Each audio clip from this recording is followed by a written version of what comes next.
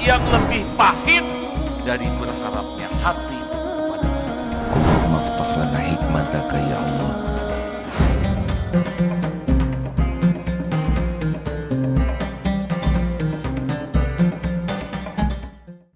Alhamdulillahilladzi anzala sakinah fi qulubil mu'minin liyajdadu imanan ma'a imanihim.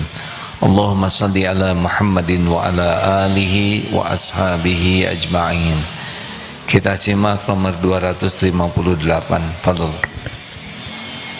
Bismillahirrahmanirrahim. Kajian Al-Hikam nomor 258. Bismillahirrahmanirrahim. Innama wasi'akal kaunu min haitsu jismaniyatika walam yas'aka min haitsu subuti ruhaniyatika. Sesungguhnya alam dapat mencukupi engkau hanya dari sudut jasmanimu semata-mata, tetapi tidak memuaskan engkau dalam hal kerohanianmu. Jadi rekan-rekan yang dapat saya pahami, dunia berikut isinya ini hanya memenuhi lapar dan dahaganya jasad lahiriah saja, tidak bisa memuaskan dahaga hati kita. Misal kursi empuk ini ya, ini kursi empuk, dia hanya akan memuaskan, maaf ya, pantat untuk duduk ini, tapi tidak akan memuaskan batin. Sama uang, mobil, handphone, kendaraan, perhiasan tidak bisa tembus sampai ke bahagia yang hakiki di hati kita. Itulah sebabnya ada orang yang punya istana tidak bisa bahagia, ada yang punya kedudukan tinggi tidak juga bisa bahagia, ada yang kekayaannya melimpah ruah tetap saja susah bahagia, ada yang terkenal populer tidak bahagia, ada yang subscriber atau followersnya sangat banyak tetap tidak bahagia, karena memang Allah tidak menciptakan kebahagiaan hakiki ini lewat dunia ini.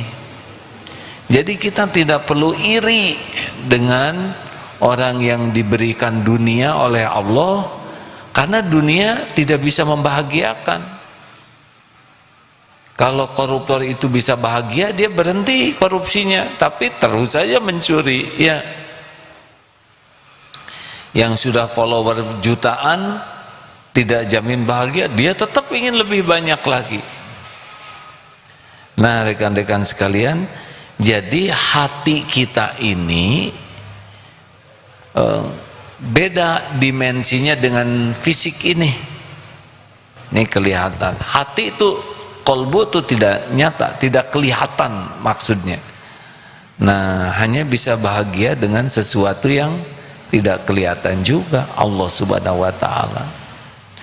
Jadi bahagia itu milik Allah, diberikan kepada siapa yang memang tujuannya lebih daripada sekedar dunia ini.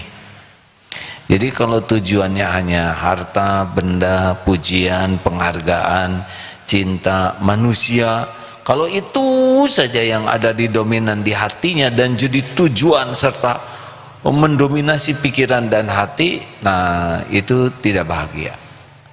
Bahagianya semu. Sepertinya bakal bahagia, tapi kalau udah dapat enggak juga bahagia. Punya HP yang baru sepertinya bahagia, pas udah dapat ternyata enggak beda, ini bedanya sedikit dengan HP yang lama, hilang bahagianya. Punya mobil model baru, tapi sekarang sudah Agustus, sebentar lagi Desember, sudah tahun 2002, jadi tua nih mobil, begitulah. Makanya kalau ingin memiliki kebahagiaan harus melampaui dunia ini cita-citanya.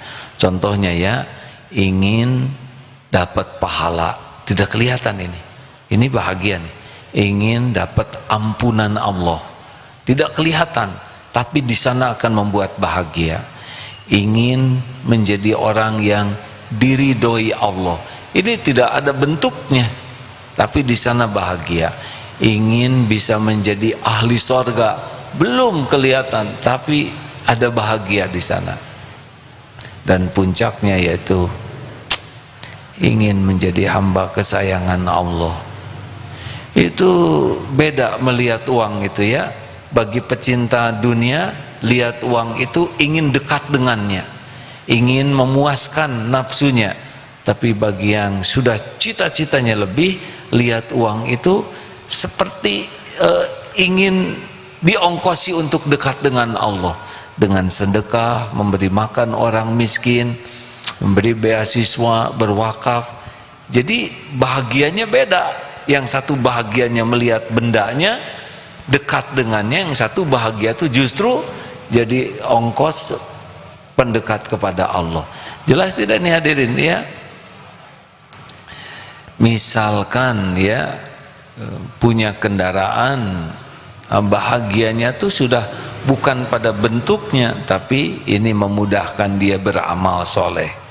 Punya HP, bahagianya sudah bukan di modernnya HP, mahalnya HP, mereknya HP, sudah tidak di sana.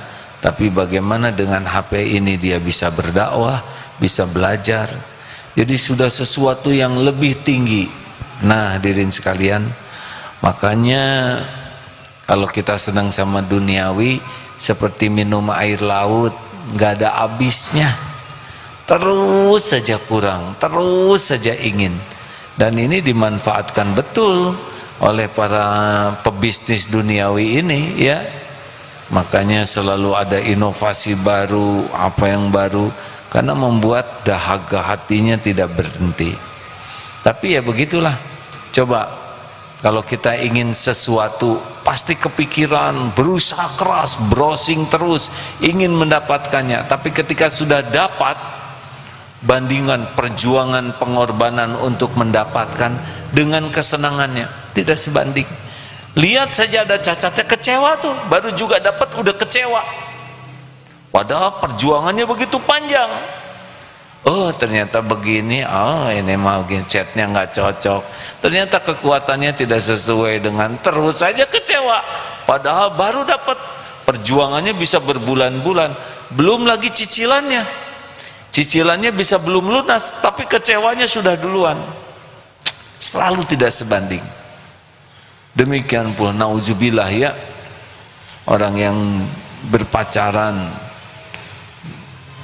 tidak halal, waduh itu menyita pikiran, menguras waktu, tenaga, perasaan. Kesenangannya belum tentu senang, belum lagi dilanda cemburunya, belum lagi dilanda takut jauhnya, rindunya. Waduh nyiksa tuh aslinya tuh, nyiksa. Yang saya dengar dari teman-teman yang curhat selingkuh itu belum pernah cerita bahagia, ngebohongnya, takut ketahuannya, belum salah WA-nya, waduh itu stres. Saya nanya, jadi senangnya di mana? Belum ketemu katanya, semuanya semu. Tapi karena nafsu itu membuat yang haram, yang buruk jadi kelihatan bagus saja.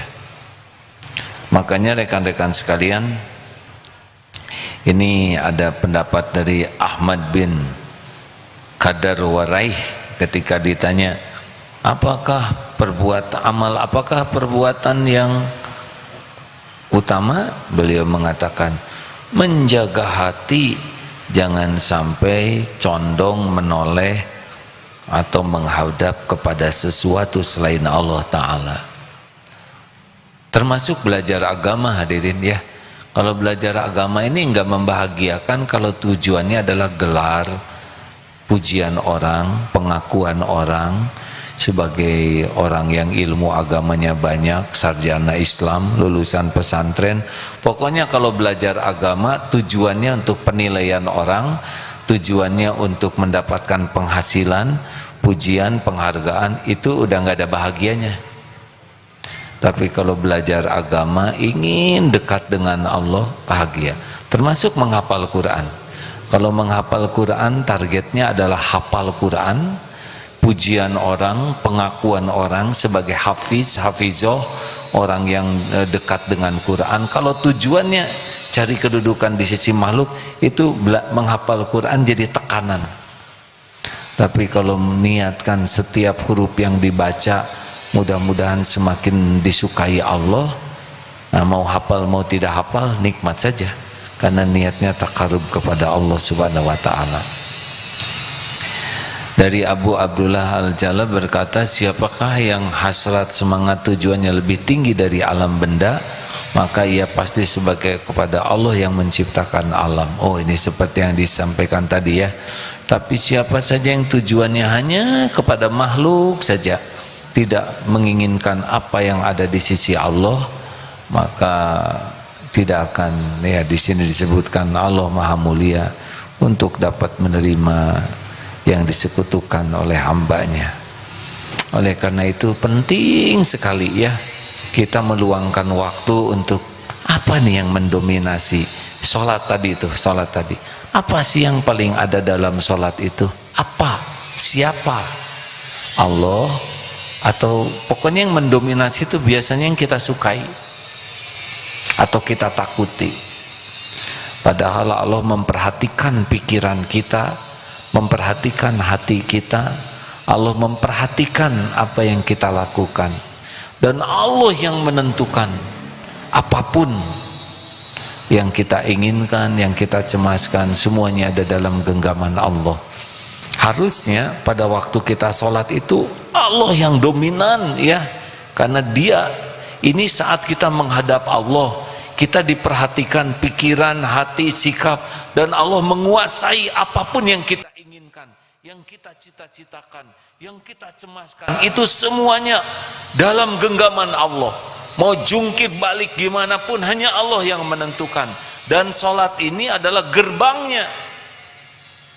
Tapi sayang kita dalam sholat mikir segala macam, padahal yang kita pikirkan mati-matian dalam sholat gak ada apa-apanya kalau Allah tidak izinkan. Yang memikirkan untung dalam sholat, kalau tutup enggak akan untung. Mau sampai bagaimanapun memikirkan sesuatu yang dianggap bekal bahagia, bekal menyenangkan, Allah tutup, tidak datang itu. Harusnya bagaimana? Tidak mungkin kita tidak punya keinginan, tidak mungkin kita tidak punya pikiran tentang dunia ini, tapi secepat itu kita kembalikan ke Allah, pemilik, penentu, penguasanya. Jadi ingin ini, ingat ke Allah, baik nggak ya menurut Allah. Nah, kalau kembali ke sana reda. Kalau tidak ingat ke Allah yang menentukan, wah terus keinginan kita tuh merajalela dalam pikiran kita, dan tidak akan terjadi kalau Allah tidak menginginkan, tidak menghendaki keinginan kita terjadi. Jadi mau dipikir mati-matian juga, kalau Allah tidak ngasih ya tetap saja tidak terjadi. Harusnya ingin sesuatu langsung, ya Allah, apakah yang saya inginkan baik untuk dunia akhirat saya? Kalau baik mudahkan, kalau tidak baik padamkan keinginan ini.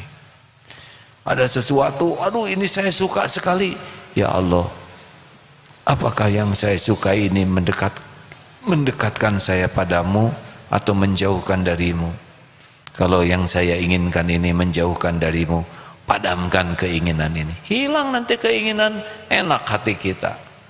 Saudara yang belum nikah tertarik ke seseorang, lapor ke Allah, ya Allah, apakah yang saya sukai ini jodoh saya yang terbaik bagi dunia akhirat, atau bukan jodoh dalam perencanaanmu?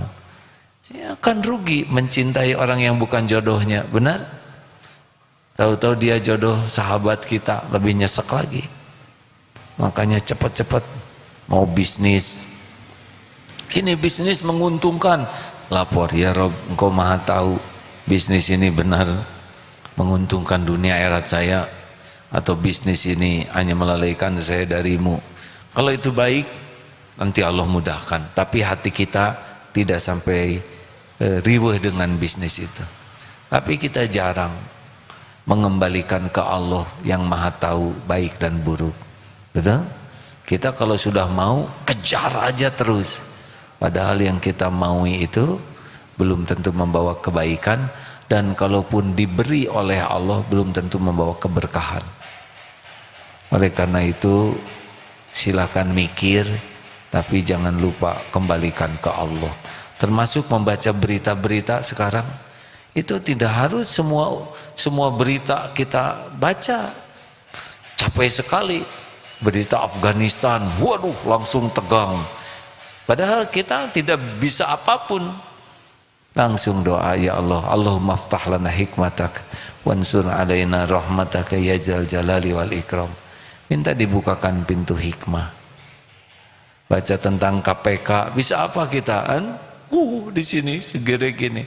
Mending doakan, ya Allah, tunjukkan yang hak itu benar-benar hak dan berikan kemampuan kami menapakinya. Tunjukkan yang batil itu benar-benar jelas kebatilannya. Gitulah hadirin, supaya kita tidak terlalu kemana-mana pikiran kita tuh. Tidak terus ngejar-ngejar pikiran, enggak, kembali ke Allah yang maha tahu, apa baik atau tidak, yang menguasai, yang bisa memberikan manfaat atau tidak. Makanya segera kembali ke Allah dalam mikir apapun, ingin apapun, cemas apapun, khawatir apapun, karena Allah memang suka sekali kita mengembalikan kepadanya, dan nanti Allah yang akan menenangkan hati kita, Allah yang membimbing pikiran kita, Allah yang mengatur langkah kita kalau kita selalu bergantung kepada Allah. Dalilnya, wa may yatawakkal 'alallah fahuwa hasbuh. Dan barang siapa yang bertawakal kepada Allah, Allah akan cukupi segala keperluannya. Bukan hanya lahir, batin, akal, informasi, ketenangan, apapun yang kita perlukan Allah sudah tahu, karena Dia yang menciptakan keperluan kita, Dia pula yang menggenggam keperluan kita, dan hanya dengan izin Allah keperluan kita akan tercukupi. Mudah-mudahan mikir apapun membuat kita semakin dekat dengan Allah, karena membuat kita semakin berharap, berlindung, bergantung kepada Allah yang memiliki, menguasai dan menentukan segala-galanya. Hasbunallah wa ni'mal wakil, ni'mal maula wa ni'man nasir.